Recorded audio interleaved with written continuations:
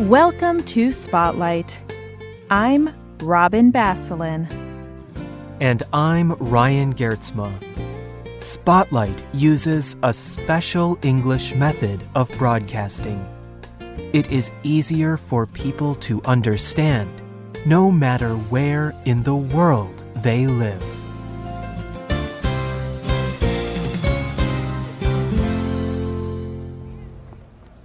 A young man walks down the street in Tokyo, Japan. He stops at his favorite technology store. He sees a new mobile telephone. He already has a telephone. He uses it to talk and send text messages to people. But with this new telephone, he could connect to the internet. He could play music and watch films. He considers the price. Then he decides to buy it. This may seem like a simple story, but the story of the man's telephone is very complex. Before the man ever saw the telephone, many people worked together to produce it. Someone mined the basic materials to make it. Someone else created the individual telephone parts. Another person put it together, and yet another person placed it in its box and sent it to the store. Most people do not think about how the things they buy are made. They also do not think about what happens to this stuff when they are done using it. But this is exactly what activist Annie Leonard wants people to think more about. Today's Spotlight is on Annie Leonard's Story of Stuff movement. Annie Leonard is an environmental activist. She thinks it is very important for people to understand the story behind the things they buy. This story includes all the steps of making, buying, and throwing away a product. Leonard calls this system the materials economy. And she believes that the materials economy is a system in crisis.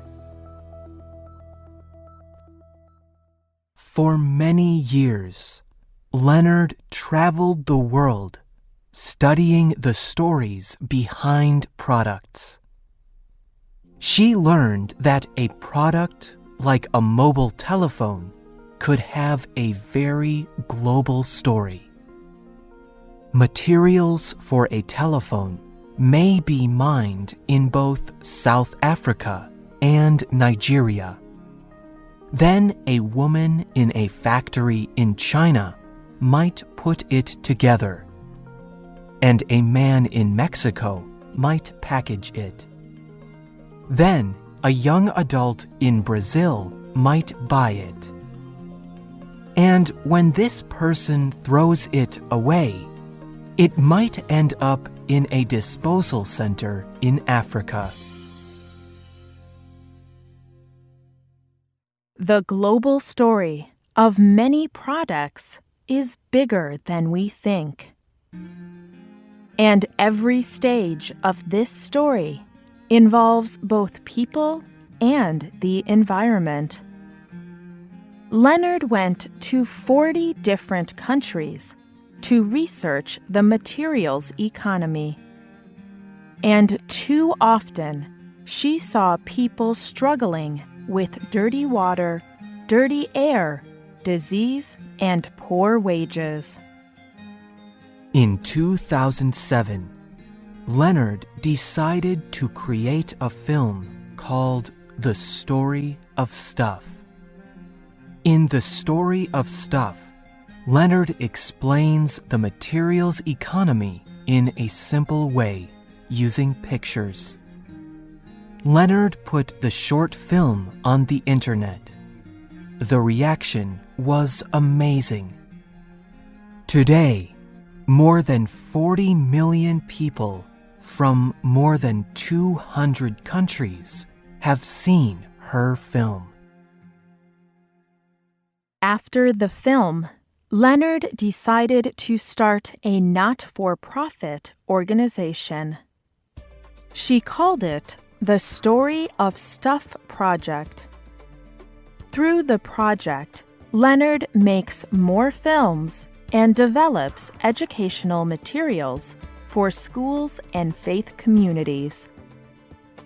She urges people to look at the larger impact of all their buying decisions. She believes that our current materials economy is not sustainable. It cannot last because our planet has limited resources. Consider the simple product of a cotton t-shirt. T-shirts seem simple and not costly, but Leonard's message is that they are not simple, and they can be costly. The t-shirt may only cost a small amount of money, but there are other costs that we do not see. The story of the t-shirt starts with the resources used to make it. Growing cotton can take a lot of water. In Uzbekistan, farmers use water from the Ural Sea for their cotton crops. Leonard reports that in the past 40 years, cotton farmers have used 80% of the sea's water. And today, the area's climate is more like a desert. Growing cotton can also have other costs. In some countries, the chemicals farmers use to grow cotton can cause serious health problems. Leonard reports that in India, 91% of full-time male cotton workers experience major health problems. But the t-shirt's story does not end there. The next part is about the workers who make it. Many people who make clothes work in large factories that are often polluted and crowded. Often, large international companies treat workers unfairly. These companies pay very small wages for workers in countries like Bangladesh and Haiti. Then, they charge higher prices for people to buy them. The difference in cost is so great that the companies make a lot of money. But too often, the people who grow the cotton or work in the factories remain in poverty. The story of every product also involves buying and selling. Today, many companies make their products easy or necessary to replace. In the example of the t-shirt, the company might make the t-shirt of very poor quality. Their goal is to get people to replace their clothes more often. Another example is computers. Computer companies release new and different products every year. If you want to fix one small part of an older computer, it is often difficult and costly. Usually, it is easier to just buy a whole new computer. This makes companies more and more money, but it creates a lot of waste. And what happens to all of this stuff when we are done with it? A person may recycle or reuse a cotton t-shirt, but other products, such as computers, are more complex. They can leak poison into the air and water, especially when people dispose of them by burning them. This pollutes the environment and can cause health problems. Leonard argues that people and the planet are at risk during every step of the materials economy. So she wants people to think more carefully before they buy something. She also encourages people to take better care of the things they do buy. And she urges them to ask their governments to use safer processes for workers and the planet. Annie Leonard believes that our current materials economy is in crisis. But she also believes that we can change. And she believes we are doing better. However, Leonard also asks people to think about what they need. Is more stuff the answer? Leonard told the Los Angeles Times newspaper, I have been reading about the science of happiness.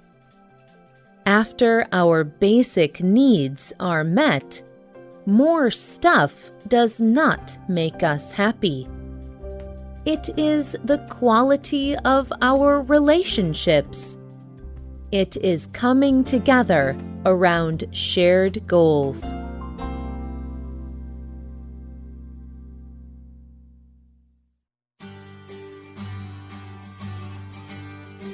The writer of this program was Jen Hawkins. The producer was Mark Drenth. The voices you heard were from the United States. All quotes were adapted and voiced by Spotlight. You can listen to this program again and read it on the internet at www.radioenglish.net. This program is called The Story of Stuff. You can also leave your comments on our website, or you can email us at radio@radioenglish.net. You can also find us on Facebook. Just search for Spotlight Radio. We hope you can join us again for the next Spotlight program. Goodbye.